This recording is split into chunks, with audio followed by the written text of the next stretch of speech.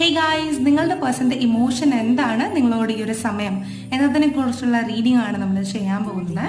അപ്പോൾ നിങ്ങൾ കപ്പിൾസ് ആണ് എങ്കിൽ നിങ്ങൾ പുതിയ കാര്യങ്ങൾ പങ്കുവയ്ക്കാൻ അല്ലെങ്കിൽ പുതിയ പുതിയ കാര്യങ്ങൾ സംസാരിക്കാൻ ആഗ്രഹിക്കുന്നു, ഒരുമിച്ച് ചേരാൻ ആഗ്രഹിക്കുന്നതായിട്ടാണ് കാണുന്നത്.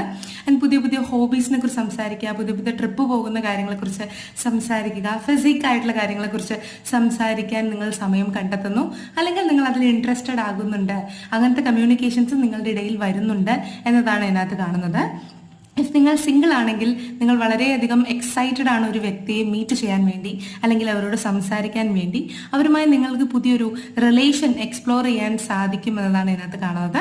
പക്ഷെ നിങ്ങൾ ഒരു കാര്യം ശ്രദ്ധിക്കുക, നിങ്ങളുടെ പേഴ്സൺ ഇപ്പോൾ 2 കേസിലാണെങ്കിലും നിങ്ങളുടെ പേഴ്സൺ നിങ്ങളുടെ അടുത്ത് ഭയങ്കര ഡീപ്പാണ്. പക്ഷെ നിങ്ങൾ എപ്പോഴും ഈ ഒരു സ്പാർക്ക് മെയിൻറ്റെയിൻ ചെയ്ത് കൊണ്ടുപോകേണ്ടി വരും.